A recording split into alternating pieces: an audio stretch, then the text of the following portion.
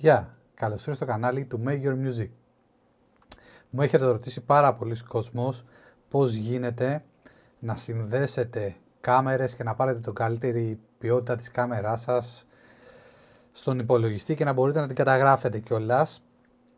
Λοιπόν, σας έχω τη λύση, μία λύση λίγο πιο οικονομική, δηλαδή να συνδέσουμε την έξοδο της κάμεράς μας με ένα HDMI και να την περάσουμε στον υπολογιστή μας μέσω ενός USB.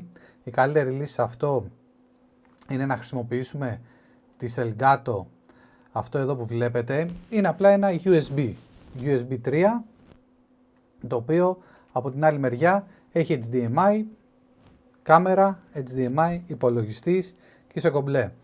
Εγώ τώρα, για να καταλάβεις, έχω την κάμερα συνδεδεμένη με Type-C και σε USB, σε Type-C βασικά είναι, πάνω στον υπολογιστή και γράφω.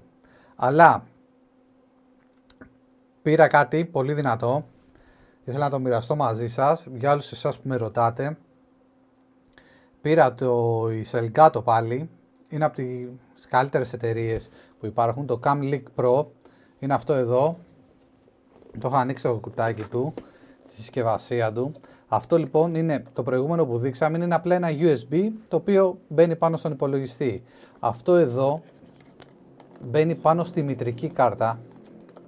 Εννοείται δεν θα έχεις καθυστερήσεις με αυτό, καμία. Και το πολύ θετικό είναι, καθίστε, δεν το έχω ανοίξει, τώρα το βγάζω πρώτη φορά. Το πολύ θετικό με αυτό είναι ότι παίρνει 4 κάμερες επάνω. Έχει θέση για 4 κάμερες δηλαδή. Το βλέπετε. Καθίστε να κεντράρω στην κάμερα. Κάνε focus. Focus. Δεν θέλει να μας κάνει focus η κάμερα. Αυτό είναι. Έχει 4 θέση HDMI για 4 κάμερες. Κουμπώνει πάνω στη μητρική κατευθείαν. Και έτσι μπορείς να συνδέσεις 4 διαφορετικές κάμερες. Εννοείται ότι τα κινητά μας μπορούν να μετατραπούν η έξοδος τους σε HDMI. Έχουν και οι Android συσκευές και οι iOS συσκευές. Άρα μπορείς να παίξεις και εκεί πάνω κατευθείαν. Εννοείται ότι έχεις πολύ καλύτερη εικόνα με ένα τέτοιο παρά να συνδέεσαι με Type-C με οτιδήποτε άλλο. Και για το λόγο του αληθές θα το δεις τώρα. Σκέψου λοιπόν ότι μέχρι τώρα αυτό που έβλεπες στο βίντεο είναι τραβηγμένο με την κάμερα, με το ίδιο setup, με τα ίδια όλα, καρφωμένο πάνω στον υπολογιστή, το Type-C.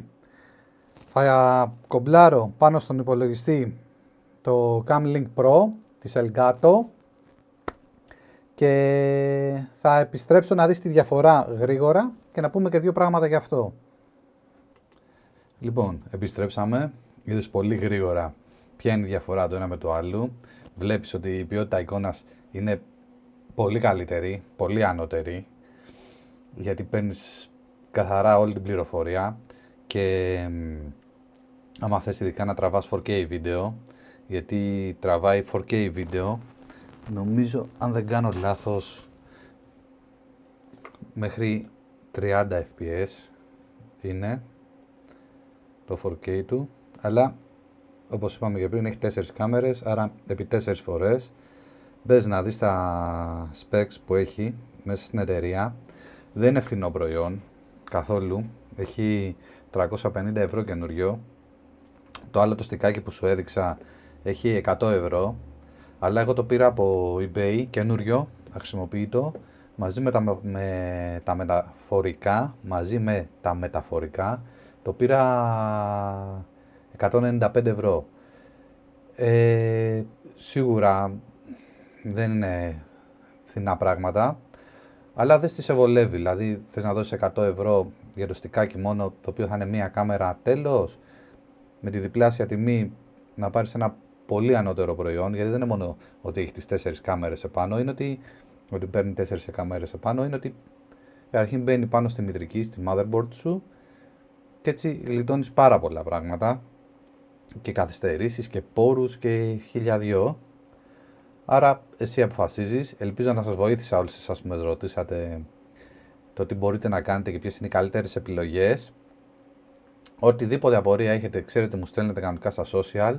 Αν υπάρχουν, θα τα πούμε μέσω μηνυμάτων. Αν υπάρχουν βέβαια πολλές ίδιες απορίες, θα κάνουμε κι άλλο ένα βιντεάκι και θα τις λύσουμε. Από εκεί και πέρα, κάνε ένα like αν σου άρεσε αυτό το βίντεο. Κάνε μια εγγραφή εδώ κάτω. Άνοιξε και το καμπανάκι για να σου έρχονται ειδοποιήσεις. Και εμείς τα λέμε.